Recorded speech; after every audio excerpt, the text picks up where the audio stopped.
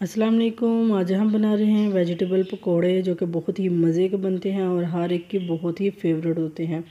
तो आइए हम बनाना शुरू करते हैं। बिस्मिल्लाहिर्रहमानिर्रहीम। सबसे पहले तमाम सब्ज़ियों को अच्छे तरीके से मैंने धो लिया था। उसके बाद इनकी मैंने बारीक बारीक कटिंग कर ली। उसमें मैंने सब्ज़ियों में मैंने लिया था आलू, बंद गोभी, प्याज, गाजर, सब्ज़ मिर्चें। इन तमाम चीज़ों की आपने बारीक बारीक कटिंग करनी है। मोटी कटिंग नहीं करनी है। मोटी कटिंग की तो क्या होगा कि पकने में टाइम लगेगा। उसके बाद मैंने शामिल कर दिया इसके अंदर ज़ीरा, सुरख मिर्चें, हल्दी, कुटी हुई मिर्चें और अब मैं शामिल कर रही हूँ 4 टेबलस्पून बेसन के।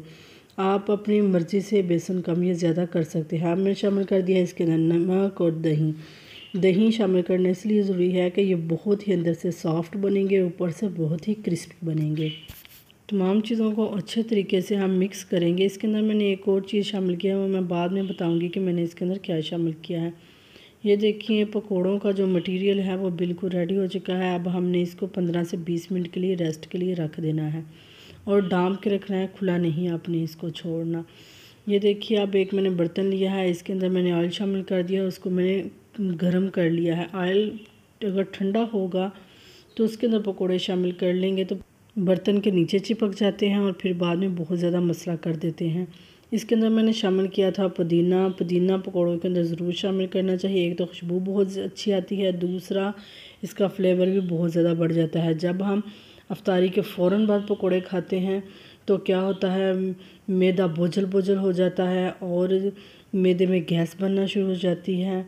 इसलिए पकोड़ों में जब हम पुदीना शामिल कर देते हैं तो वो बहुत जल्दी हज़म हो जाते हैं, मैदे में गैस नहीं होने देते और इनका फ्लेवर भी बहुत अच्छा हो जाता है। अब मैं इनको पकोड़ों को बाहर निकाल लूँगी। इनका कलर देखिए माशाल्लाह कितना प्यारा है और ये ऊपर से कितनी क्रिस्पी और बहुत ही मज़े के हैं। अब बाकी जो हमें रह गया था मटीरियल पकोड़ों का वो मैं इसके अंदर शामिल कर रही हूँ। सब पकोड़े इसी तरीके से मैं बनाती जाऊँगी। अब मैं इनके साइड चेंज कर रही हूँ। नीचे से गोल्डन ब्राउन हो गए थे, ज़्यादा ब्राउन नहीं करने वरना वो जलने की तरफ चले जाते हैं। इसी दौरान अगर आप मेरे चैनल पर नए हैं तो प्लीज़ मेरे चैनल को सब्सक्राइब कीजिए अगर ज़रा सी भी आपको मेरी वीडियो पसंद आई है तो। इस तरह की मज़े की वीडियो जानने के लिए मेरे चैनल को देखते रहिए। अल्हम्दुलिल्लाह मेरे तमाम पकोड़े रेडी हो चुके हैं और ये बहुत ही मज़े के हैं। मैं आपको तोड़ के दिखाती हूँ कि ये अंदर से कितने सॉफ्ट हैं, ऊपर से देखिए कितने क्रिस्पी लग रहे हैं। ये जितना देखने में मज़े के हैं इतने कहीं ज़्यादा खाने में मज़े के हैं। इसको मैं सर्व करूँगी केचप और मायोनीज़ के साथ है ये ऑरेंज जूस। अगर आप मेरे ऑरेंज जूस की वीडियो देखना चाहते हैं तो मेरे चैनल पे मौजूद है, आप वहाँ ऑरेंज जूस की वीडियो देख सकते हैं। इंशाल्लाह हम किसी नेक्स्ट वीडियो में फिर मिलेंगे। Thank you watching this channel. Okay, अल्लाह हाफिज़।